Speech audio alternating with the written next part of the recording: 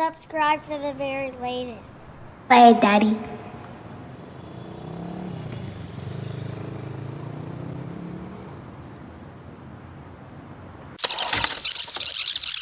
Chord, more than a podcast. Check. We in the building. What up? It's the one and only Chord, holding it down once again. Shout out to everybody liking, subscribing to the channel. You know what I'm saying? Man, we shout out to man, I forget. I gotta get the homie's name who canceled me in the comments. I gotta get my home. I gotta get the homie. Now I don't know if it's a female or male, but shout out. I gotta get that name, man. Yeah, hey, listen. All right, we gonna get into it. We gonna get into it, man. I'm gonna find their name. But hey, listen, that's Trim right there. You know what I'm saying? Hey, you know what? You know what's dope? I get the podcast with my favorite producer, man. That's pretty dope. Shout out to the criminologist. That's the homie Chuck. Homie Chuck. Walt, I don't know Walt is. I'm sure. Oh, if he come through, he come through. If he's not, he probably sleep or something. I don't know. Now, but hey, you know what? We got the special guest once again. I think it's about his third time with us, man. Third time, sure. Yeah, man. You know he's family. You know what I mean? I tune in. He's actually one of my favorite podcasts to watch. Doing the lives. Rapper, DJ. Man, what else you do? You knit? I don't know what you do. But he's the man of many styles and traits. One of my favorite people to interview and talk to. He got a new album out called Rewind. And I like the album. It's the one and only JayR3d in the building. You know what I'm saying? I'm gonna add that applause in there. What up, my homie? What's going on with you? How you doing? Man, thank y'all for inviting me. It's always a pleasure, and I always have a blast coming on this platform, man. Thank y'all so much for supporting me.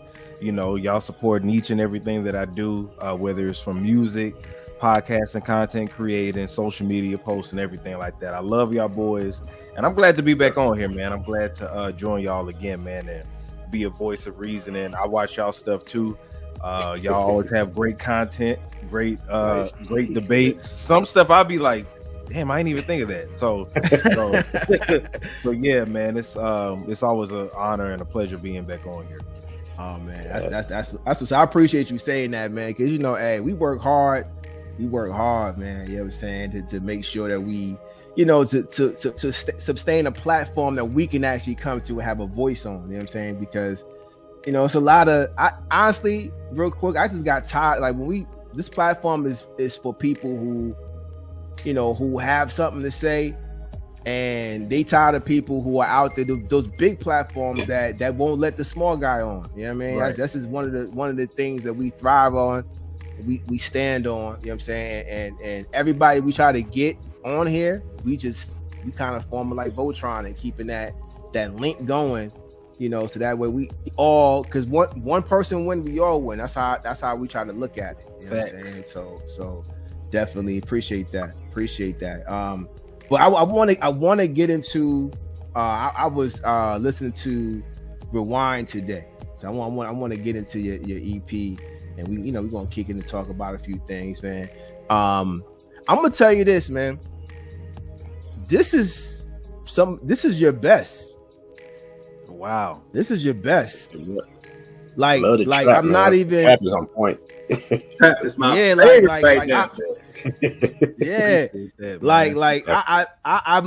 I'm so serious, man. I'm so serious, and these two know, man. I don't play with hip hop. That's like my child, like my baby. I don't. If I don't like it, I'm not gonna mention it. Right. Yeah. I feel it. I'm not gonna mention it. Yeah. We might just go right into an interview about something else. You know what I'm saying? But like just keep it in a buck. I really like this for you. You know what I'm saying? I think I've listened to all your other stuff. Right. And I love to see growth. Yeah. Right. Yeah. And this these 5 songs show growth. It's something to stand on. You know what I mean? And that so tell me about what your purpose was for this particular EP. Man, so since my last album, full-length album, Once Too, that came out in 2019, and I had such great feedback, and it was a lot of growth from the previous project. So between that time, I was riding the buzz and the wave off of that for so long. So by the time the next year, you already know COVID hit. And it feels like for some reason when COVID hit the game, just everything changed. You know what I'm saying? Like everybody started sounding the same, and it wasn't just rappers, it was the producers. I started thinking like, damn, it's not just the rappers. I think the rappers are sounding the same because of the producers. So I couldn't really find no beats that inspired me and motivated me like the previous projects, because the previous projects I never had a problem or an issue getting beats. So I was just in the look for them, and then I came across by accident this producer named Beat Money. Beat Money did all the producing on this track, this EP. And once I heard, I think the first beat that I heard was out of either the Nobody beat or the Trap beat, but when I heard them, I said, man, you know what? All these are samples from the 90s, except Queen. And I said, man, I could just do an EP, because I didn't want to do a full-length album, because I didn't want it to be redundant, you know, from the one producer. But I wanted to go back to the one producer, one rapper formula. You know what I'm saying? Like Eric B and Rakim, Bone and DJ Unique, Dr. Dre and Snoop Dogg, back in the days where it was one producer, one rapper, or one producer, one group. So man, I heard these beats and it sounded modern, and I felt like with 5 tracks I could add my own flavor and give people a sense of what what the 90s were like, and then with the updated sound. So I just kept going with it, man. And the beats are supposed to speak to you, and every one of these beats has spoke to me. And then it's kind of like a continuation from the last project that I had, the last EP, because it was nothing but samples on there too. Right. Yeah. Right. Red Velvet. So I just wanted to kind of keep that going, and just found the dopest producer I could find at the time. And I just, that just happens as artists, you know what I'm saying? Sometimes you just get into the flow of things, and then you just like, man, I'm just gonna bang them out. So yeah, that's how that came about. Man, that's what's up, man. Y'all was feeling the album? Yeah, definitely. I like Nobody, and I like Trap. Definitely. Those are my favorite ones that stand out. Yeah, probably for me it was I would say Nobody and Trap are my 2 favorites. Man, that's crazy, because that's, for me, is Nobody, Problems. Oh man. Yeah. Now I'm gonna tell you, Problems, I replayed that like a few times, man. I once again, like I was telling you offline, I was out with my family. I said, you know what? And with my family, like on Sundays, my daughter's noticing that I'm not there when they're out shopping, doing their thing. So, you know what? I'm going to go out today. I'm going to go with them. And I said, but I'm going to bring my headphones with me, so that way I can, talk to anybody, and then listen to JayR3d album, and kind of get the podcast together that way. So, man, I'm listening to Problems. I said, let me run that back. I said, I'm gonna play it again. I'm listening to it. I said, I gotta run it back again. I said, I ran it back like 5 times, no lie. 5 times. And the content and the lyrics is what I was paying attention to, because that's what I'm about. I love beats, but the lyricism gotta come first. And that's what I mean when I say growth in your projects, because the lyricism on that Problem song is definitely a notch up. You know what I mean? Just the message of it, the accountability of what you're going through, the fact that you gotta, like, I think you had to lyrically say, but you gotta admit that you broke it, right? Like you have to admit that you the one that broke yourself. You know what I mean? Like, I love that, and that is something that's needed. And I like the fact that this content, this concept is on top of a track that's relatable to my niece. my godson. You understand what I'm saying? So nobody, Problems, and Trap and Queen. Those are my favorite. Now, you know, like I know Freak is for the ladies. I know it ain't for me, but I like it. But I like it for them. But those four songs are like I said, it's a notch in your belt of like getting better at being what you want to be and really mastering that. Here's the thing about you. Your career, you're trying to master the art of hip hop. Right. You can definitely hear that.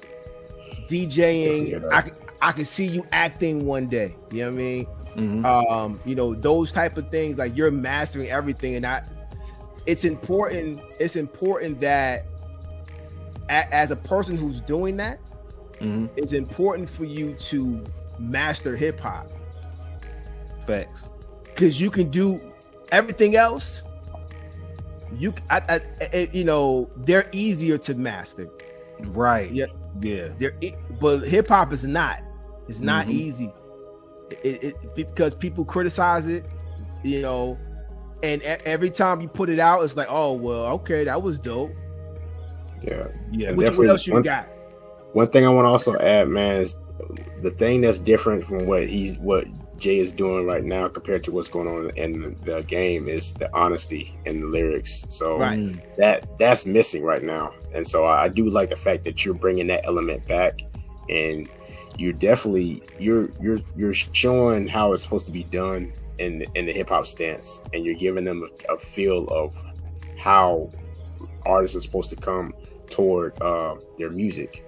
They're supposed to be honest with it. They're supposed to give it their all and be able to show the audience a part of them, who they are.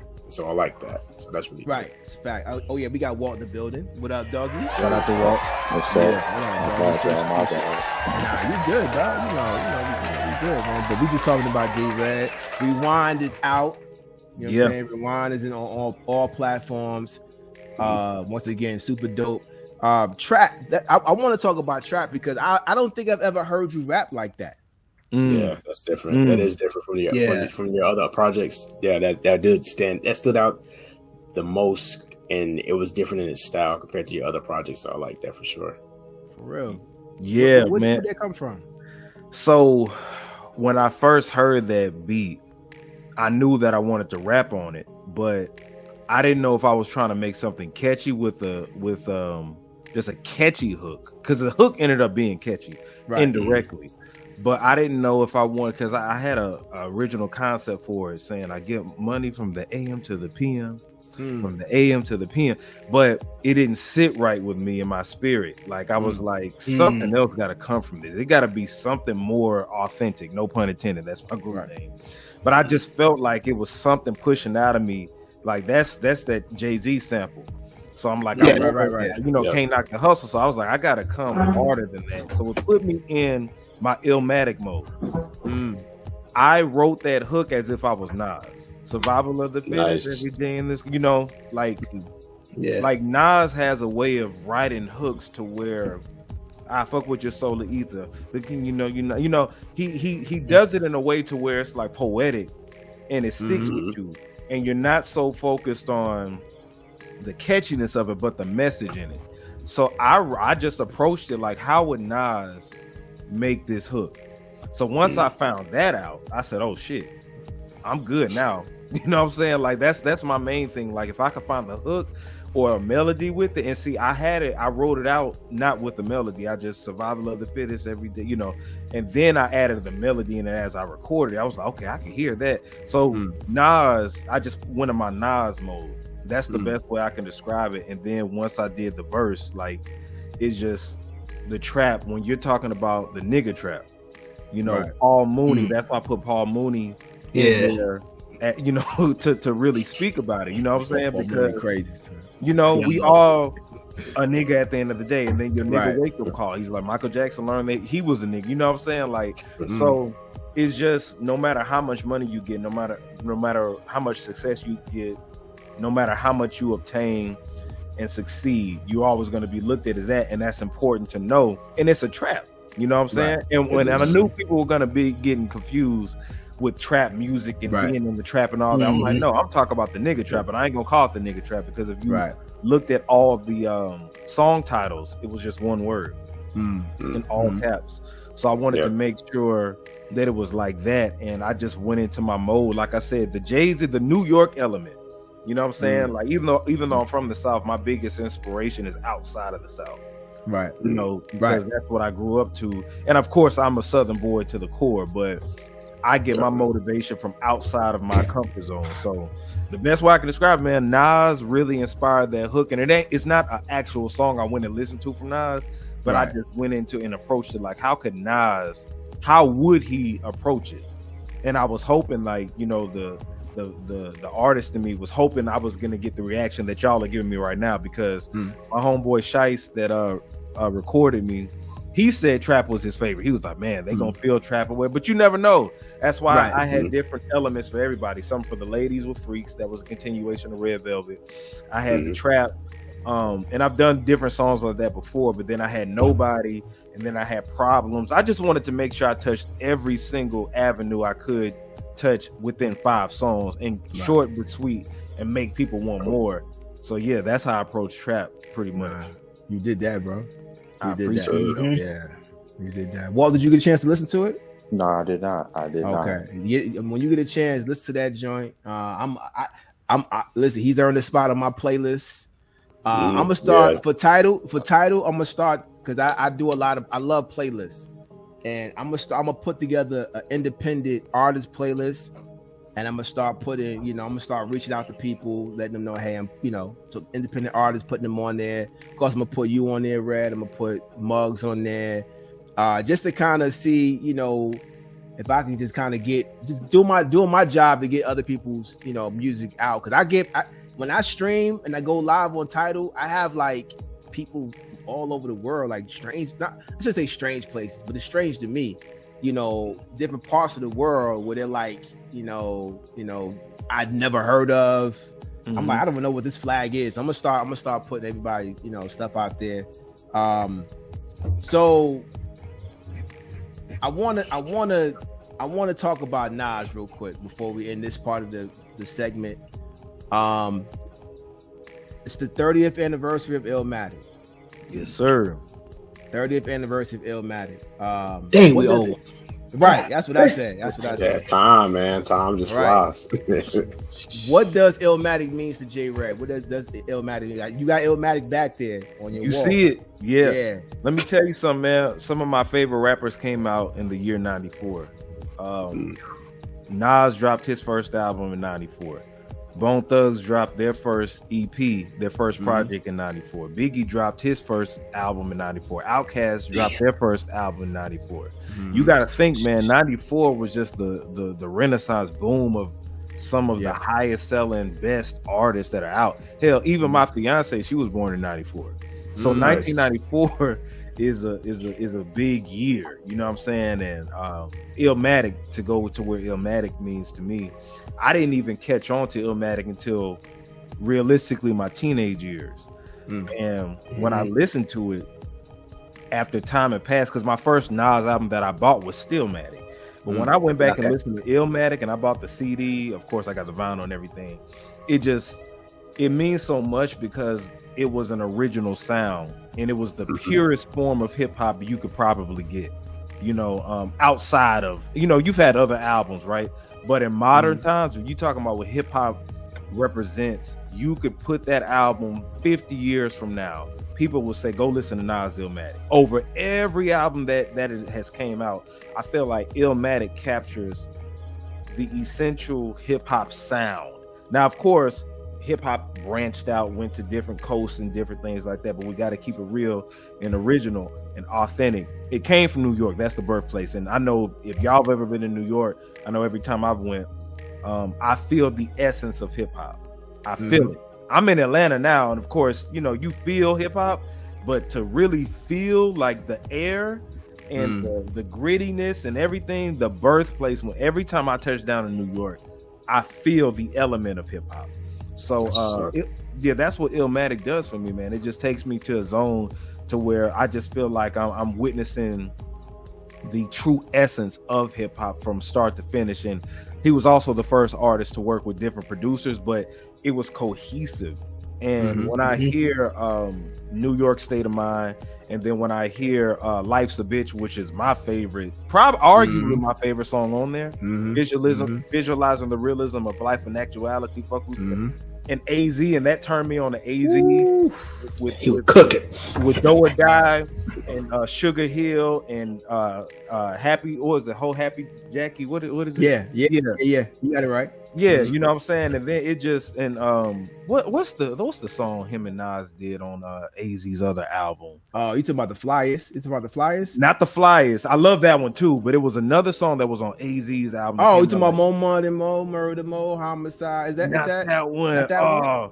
It's killing me right now. Hold on, it's on my my thing real quick. Oh, Pieces. It's off of Pieces of Men. Okay, How you living? Okay. How you living? Yeah. So anyway, to make a long story short, man, that's what Illmatic means to me. Just the true essence of hip hop. Walt, I would say, Walt, what do you have you listened to Illmatic? Oh, of course. Okay. Now listen, you gotta understand, Illmatic is just as old as Walt is. Well, it got 2 years on me. Yeah. About 2 years on you, right? I'm older than Illmatic. It's a 94, right? Yeah. I was 2. That's okay. What is Illmatic to you though? Like, when you hear it though? What do you think about it? when I think about like when I really started to listen to hip hop for real, I've always listened to like OG stuff, like old school stuff. Because I kind of came up like listening to like what your parents listened to, like as I grew up. So that's Motown and stuff like that. And I held on to that for a while. And my father did not like hip hop. Like my father he did not like hip hop. Welcome to the club. I'm saying like it was jazz records. That's what. Nice. But when I was like, well, I like hip hop, so I'm gonna listen to hip hop. Nas is top 3 for me. But I listened. My little brother was the one to put me on because he was more of the rebel in the house. He was like, I'm listening to hip hop, so I really don't care. So he's the one that really put me on. And when I listen to Illmatic, it's one of my favorite albums. Period. It Ain't Hard to Tell is probably my favorite song on there. Like, It Ain't Hard to Tell and Memory Lane. The production and the way that the sound flows and all that. Right. Those are like probably my 2 favorite songs. But I love the story it tells. I love I love everything about the album. Like even when it starts off in the Genesis and you have the skit going. Right. And all that. Like I love the whole thing. Right, but those are my 2 favorite songs: Memory Lane and It Ain't Hard to Tell. Man, those are classics, bro. Yeah, those are classics, man. Chuck, you from Middle Georgia, brother? Yeah, the country. You from the country. For sure. What is Illmatic to you? Man, Illmatic was it's a living piece of art to me, because I got introduced to Nas through Live at the Barbecue, through Main Source. Main Source is probably like at that time with at the front door, and it was another joint on a soundtrack. I can't think of it now. So I was like, okay. Then when I heard Live at the Barbecue, I was like, who is this Nas person rapping like this? And he's mad disrespectful. Like, he talking about I went to hell for snuffing Jesus. I'm like, who's saying this? Like, first of all, you got to go repent. You got to go figure that out. But so after that, I was like, okay, cool. But I had a break from Nas, so I didn't really kind of revisit Nas until maybe around whichever album that was where Nas is like on Nostradamus. So that's when I kind of got reacquainted with Nas from an album standpoint. Then I kind of went through Stillmatic, Then I went to Godson. Then I had to come back to Illmatic. So I didn't really start listening to Illmatic until I was like a junior in high school. And they was mad at me because I played it religiously for a long stretch of time. Like, and this one I had the 212s in the back. So they were like, hey, you playing the Illmatic again? Yes. I'm playing it again. So I think it was just like, Illmatic is one of those albums, felt like the Avengers came together and said, we're going to do a project real quick. You got Heat Rock, you got Premier, Q-Tip. Like it just a all-star of talent to have this young man put his talent on the best platform possible. And there's so many songs like Halftime, just that I would say probably New York State of Mind, Halftime, and probably one that don't get mentioned a lot, but it's probably one of my favorites is Represent. Represent. He just in a rap pocket that he was just consistent, and I was like, yo, he is just in a flow. He was taking the flow this whole album, but that's one of his like in the pocket. Yeah, like he was in that pocket, like he really wanted to represent. You know what I mean? Like exactly. he was in that mode. You know what I mean? Yeah, you're right. So it's a really favorite album because about 2/3 of this song ends up on IG as just from a production standpoint alone, like track libs, it's another one, something samples. The production just God tier. You got Nas in God tier mode. It's just a perfect storm of just elite lyricism, storytelling, and production in one shot. Like it just that's the best way I can put it. That's crazy. You know, it's a lot, man. Illmatic. I get emotional just talking about Illmatic sometimes, man. And the reason why is because, first of all, understand this. First of all, Nas is 17 writing this stuff. That's crazy. Right? 17, 18, somewhere in there. And hip hop is 17 years old at this time. Yeah.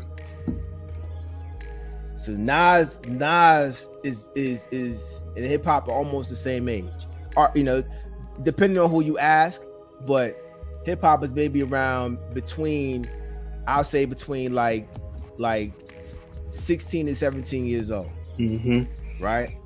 But for me, Illmatic. See, I'm the oldest one on this panel right now. I've seen every phase of hip hop, right?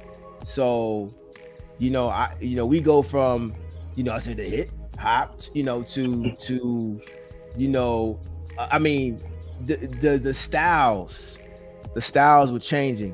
When Rakim came, he changed the game. His laid back style, because everybody was so energetic. Rakim came, flipped the whole script, and then KRS-One came, and then Slick Rick came. Then Big Daddy Kane, they all rushed. 88 was a crazy year. I think 94 was crazy. 88 was crazy. I mean, so many artists lifted up the flag of hip hop. They're the ones that took the flag and like, you know what? We got this, right? Yes. So that 88 class took the flag, and here comes 94, right? 94 comes, and hip hop is in a different space. I think because Death Row's here, I think at this time around. And it's a lot. So hip hop has changed. Like 94 is the time where hip hop flipped again. So your favorite artists ain't popping like that. All those artists is naming, they popping, but they ain't popping like that anymore. And now, here's the thing about those artists I mentioned. I love them to death, I love them, but I could not relate to them. I'm 14 years old. I don't get along with my father like that. You know what I'm saying? My uncles, they out there doing whatever they doing. So for me, I'm growing as a man by myself. Really, I felt like I'm learning off experiences of other people, but I'm becoming a man off just people's mistakes. Right? Nas comes. That's why I get emotional, because when Nas comes, when that Illmatic comes out, it gives me hope, because I hear somebody that I can relate to, who lost friends to the streets, who's seen things, and is very honest about that. Very honest about it. And I'm listening to him. I'm like, yo, man, like that could be my brother. That could be my cousin. I know exactly what he's saying. And the way Illmatic is written, it's the greatest poetry that you can still break down now to this day. He said, he said something about he said, I wish this black cloud find another black to follow. Right? He feels like it's bad luck all over him. Everywhere he goes, a black cloud. You know, Matt, he's 17 years old, man. It's like, we already know how we were when we were 17, 18. You know, and on that album cover on the back, he has all these people who ran with all the people that, I mean, it's like 20 people on the back of this album cover. All of them dead. That's wild. Every last one of them dead. But Nas lived, right? Nas was from Rakim. If not, Rakim can have a baby, it's Nas. Right. It's Nas, and he knows this. Rakim, you know, people don't know. Nas spent some studio times with Rakim as a kid. When Rakim is recording Queens with Marley Marl, Nas is there. Nas is around. Rakim remembers Nas as a kid, right? And what you talk about the Avengers, like how the Avengers came together. See, the reason why Nas has separate producers is because they knew that the East Coast needed somebody. They needed some fresh blood. They needed somebody that was going to carry the flag again. Because the West Coast was taken at the time. Right. So yeah, Q-Tip, yeah. Oh, Nas, yeah. Large Professor, Large Professor's already plugged in. Remember that song you talking about where he went? That's Large Professor, the main source. He already know who Nas is. He already there. You know what I'm saying? P-Rock, yeah. Nas, yeah. Nas was he was the one, and they knew it. They knew it. And that's them all coming together to back up, because Nas needed the help. You know, he's young. He needed the help. You know, he didn't know how to write hooks.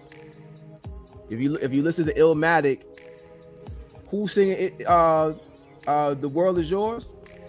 P-Rock. Yeah. Who's singing Represent in the background? All his people. All the people like his crew. Represent, y'all. That's him. Yeah, that's them. Like, he didn't know how to write hooks. He didn't know how to do all of that. So everybody in that studio gave Nas all of the help he needed. And they all are responsible for this classic because Nas needed them.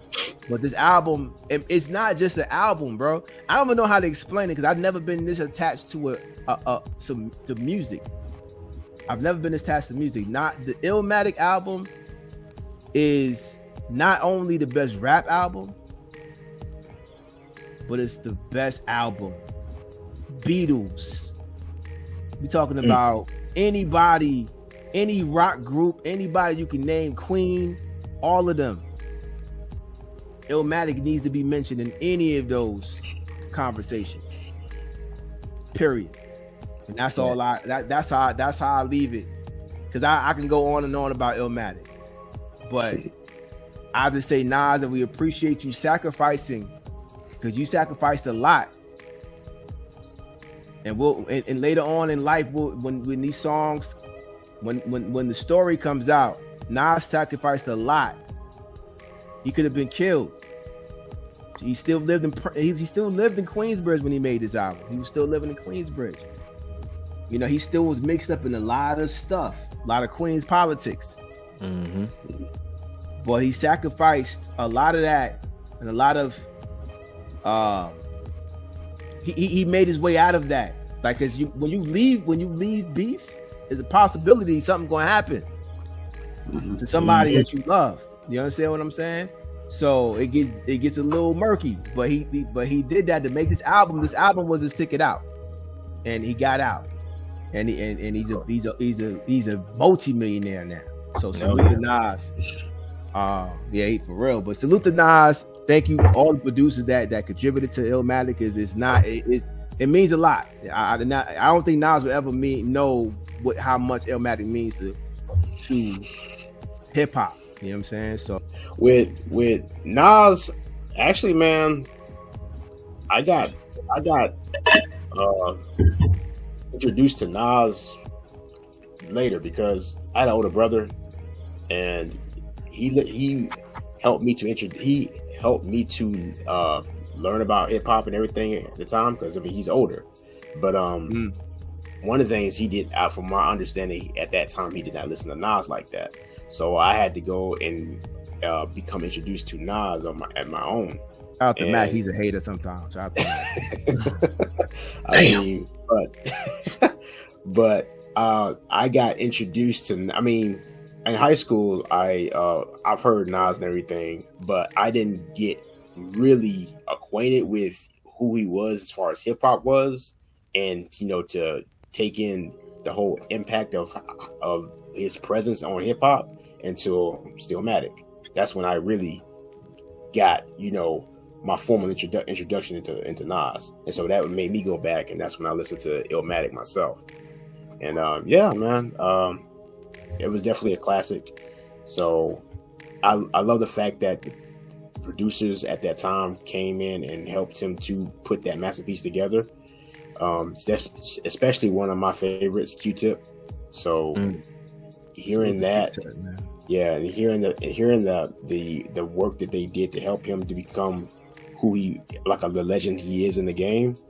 I mean, it's definitely notable, man. And just like you said, at 17, a kid writing all this stuff, having that much deep, perspective on life, and being able to, add their observation to it and carry it a notch further, it definitely is to be recognized. So, yeah. Man, I'm telling you, man, I don't know. Some of the stuff that he's written, it's just crazy how you 17 and you've written like just the most layered lyrics ever. Like, definitely. So man, I'll probably listen to Illmatic tonight, man. I don't know. I might do that, man. But hey. Deeper than rap, graffiti, break dancing, DJ and B-boy stance, MCing. I harness those artifacts, collecting data of the transitions like an almanac. Hip-hop ain't dead, these young boys different, adapting. Over time, every day the world's spinning. Let's celebrate the fact we still winning, we global. Kids from the project became moguls. Real to real track, boards to Pro Tools, vinyls, cassettes, and the tape decks, CDs. Now you can stream your music to the consumer direct and get most of the check. I'm noble.